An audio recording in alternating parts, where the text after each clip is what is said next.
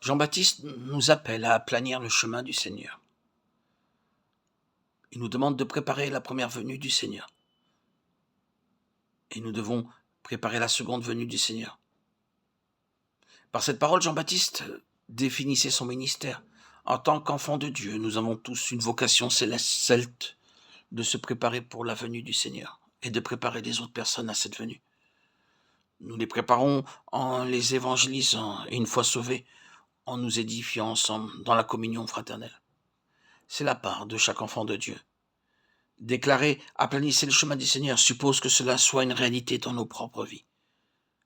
S'il en est ainsi, alors nous pouvons encore dire que le Tout-Puissant a fait pour nous de grandes choses. Quand nous avons découvert ce que Dieu attend de nous, nous devons nous engager sur le chemin de la croix, quel que soit le prix à payer. C'est ainsi aussi que nous aplanissons le chemin du Seigneur, car il ne trouve plus de résistance en nous, mais un chemin libre pour lui. Il peut avancer dans l'accomplissement de son plan à notre égard, et nous le suivons comme des disciples. Le Dieu d'éternité est un refuge. Deutéronome 33, 27. En vivant la réalité que nous vivons, nous rencontrons beaucoup d'obstacles et beaucoup d'opposition, car l'ennemi ne manquera pas de s'opposer à nous par tous les moyens que Dieu permettra. Mais nous avons en Dieu un refuge, un abri, une forteresse. Et de plus, Dieu est le Dieu d'éternité. Tout ce qui nous arrive, Dieu le sait d'avance. Il n'est pas pris au dépourvu. En outre, il a conçu dans l'éternité passée tout un plan qu'il va nous révéler au fur et à mesure et pour lequel nous devrons prier. Il nous donnera des promesses que nous devrons présenter dans la prière de la foi en vue de leur accomplissement. Il y a toute une histoire spirituelle derrière cette promesse. Nous lisons dans Apocalypse 6:2, il partit en vainqueur et pour vaincre. Cette parole est contestée car si vous avez une Bible avec les commentaires, vous verrez qu'il est écrit que le cavalier montant un cheval blanc est l'Antéchrist. Et il est précisé qu'aucune couronne ne fut remise au Seigneur au début de la proclamation de l'Évangile, ce qui est une profonde erreur. Si bien sûr nous considérons le début de la proclamation de l'Évangile, j'avoue que j'ai moi-même hésité quant à l'interprétation de ces deux premiers versets de l'Apocalypse. S'agit-il du Christ ou de l'Antichrist ? J'ai hésité jusqu'à ce que j'ai remarqué un détail qui a toute son importance. Si on regarde l'ouverture de tous ces sceaux par le Seigneur, il n'y a que 4 sceaux qui sont ouverts, avec l'accompagnement d'une voix venant de l'un des 4 êtres vivants.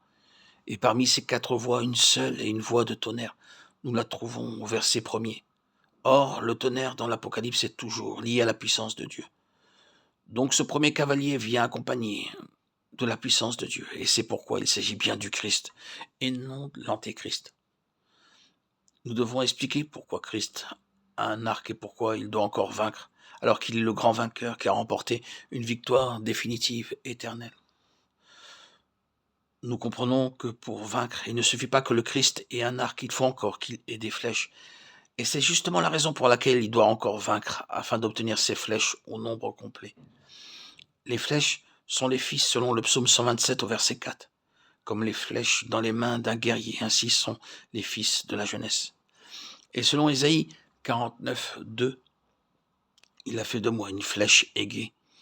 Il m'a caché dans son carquois. Le Seigneur doit encore remporter 3 victoires. La première, c'est la préparation de tous les vainqueurs en vue de l'enlèvement. Ce nombre doit encore être complété et les derniers vainqueurs doivent être amenés à la maturité minimale en entrant dans l'expérience de leur baptême d'eau, c'est-à-dire dans l'expérience du baptême du Saint-Esprit. La seconde victoire que le Seigneur doit remporter aura lieu au moment de la grande tribulation.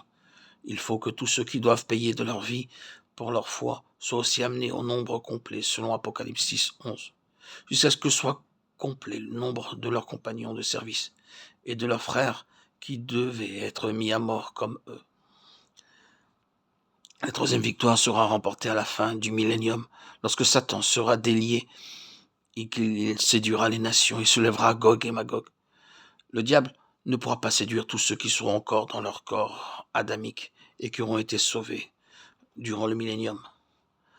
par la vie divine en eux, ils discerneront et ne se laisseront pas séduire. Ainsi, le Seigneur est parti en vainqueur et pour vaincre. Quant à nous, jour après jour, nous devons partir en vainqueur, en saisissant la victoire de Christ et en se l'appropriant. Car c'est ainsi que nous pouvons vaincre toutes nos difficultés, toutes nos tentations. Dieu nous a donné des armes spirituelles que nous trouvons, entre autres, dans Éphésiens 6, mais aussi ailleurs. Et avant tout, c'est Christ en nous, l'espérance de la gloire, qui représente toutes les armes spirituelles avec lesquelles nous devons combattre. Il est dit dans Matthieu 10,16, soyez donc prudents comme des serpents. Ainsi de même, imitons celui qui est parti en vainqueur et pour vaincre.